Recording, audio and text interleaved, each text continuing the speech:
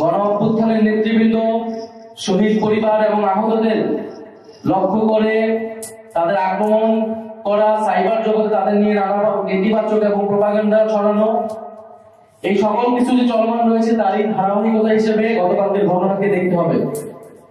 ফলে সরকারের পক্ষ থেকেও যে বিচার নিশ্চিত করার বিষয়টা আমরা বারবার বলে আসছি, সেই জায়গায় দুর্বলতা আছে দেখেই আওয়ামী লীগ এত তৎপরতা করার সুযোগ পাচ্ছে।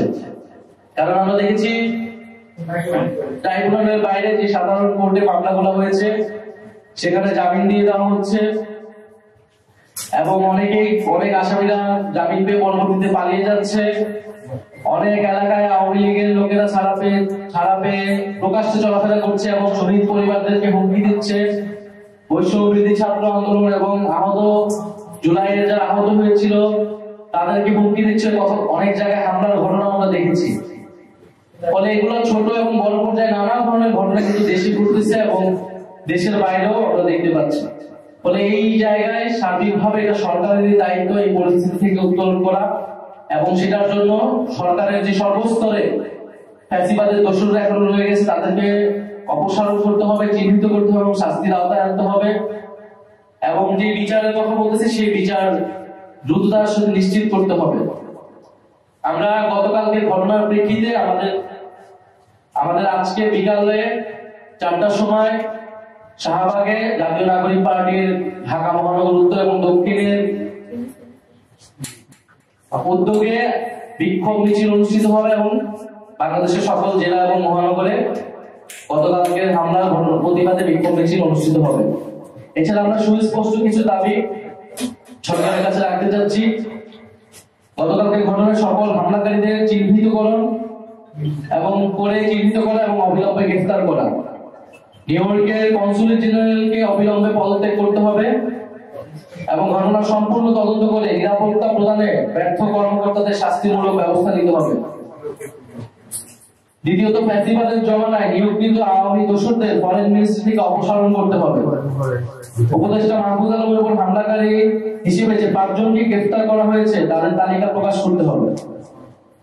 তৃতীয়ত, জুলাই গণহত্যার বিচার স্বচ্ছ করা এবং ত্বরান্বিতকরণ করা। দল হিসেবে সন্ত্রাসী আওয়ামী লীগের বিচার নিশ্চিত করা। ট্রাইব্যুনালে এখনো দল হিসেবে আওয়ামী লীগের বিচার শুরু হয়নি।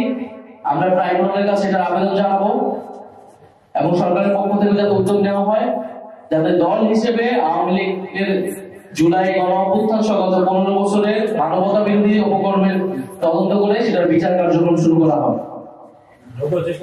এছাড়া পররাষ্ট্র উপদেষ্টার সাথে আমরা বসবো এবং তার থেকে আমরা জবাবদিহিতা চাবো কেন বারবার এই ঘটনাগুলো ঘটতেছে দেশের বাইরে।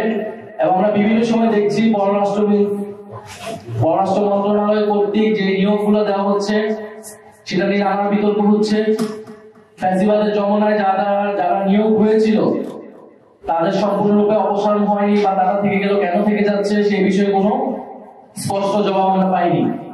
ফলে পররাষ্ট্র উপদেষ্টার কাছে বসে তার কাছে আমরা এই দাবিগুলো পেশ করবো এবং তার থেকে আমরা জবাব দিতে চাবো যে আমাদের যে বিদেশে যে এম্বাসি গুলো রয়েছে তারা কেন আমাদের রাজনৈতিক নেতৃবৃন্দদের নিরাপত্তা প্রদানে ব্যর্থ হচ্ছে এবং কেন ফ্যাসিস্ট আওয়ামী তৎপরতা তারা বন্ধ করতে পারছে না।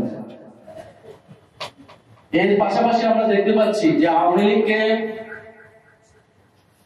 একদিকে যেমন আওয়ামী লীগ তৎপরতা চালাচ্ছে, ষড়যন্ত্র করছে, সন্ত্রাসী কার্যক্রম করছে, অন্যদিকে দেশের কোন রাজনীতিবিদ আওয়ামী লীগকে নির্বাচনে আনার ষড়যন্ত্র করছে। আমরা স্পষ্টভাবে বলতে চাই আওয়ামী লীগকে নির্বাচনে আনা অথবা আওয়ামী লীগকে রাজনীতিতে পুনর্বাসন করার কোন সুযোগ নাই। যারা এটা করার চেষ্টা করবে জনগণ তাদের বিরুদ্ধে দাঁড়াবে, তাদের রাজনীতি বাংলাদেশ থেকে নাই হয়ে যাবে। ফলে জুলাই গণ অভ্যুত্থানে 34শে জুলাই 5ই আগস্ট বাংলাদেশের ছাত্র জনতা আওয়ামী লীগের বিরুদ্ধে তাদের রায় জানিয়ে দিয়েছিল। সেই রায় ছিল বাংলাদেশে আওয়ামী লীগ এবং মুজিববাদীদের কোনো রাজনীতি থাকবে না এবং তারা যে অপকর্ম করেছে বাংলাদেশে সেজন্য তাদেরকে বিচারের আওতায় আনতে হবে। ফলে সেই জায়গায় আমি আহ্বান জানাবো ফ্যাসিবাদ বিরোধী সকল রাজনৈতিক পক্ষকে, যাতে এই আওয়ামী লীগ প্রশ্নে, মুজিববাদ প্রশ্নে আমরা সবাই এক থাকি, বিচারের মাধ্যমে আমরা যাতে তাদের রাজনৈতিক ফয়সালা করতে পারি এবং আওয়ামী লীগকে পুনর্বাসনের, আওয়ামী লীগের ষড়যন্ত্র করার, দেশকে অস্থিতিশীল করার সকল ষড়যন্ত্র আমরা যাতে ঐক্যবদ্ধভাবে রুখে দিতে পারি।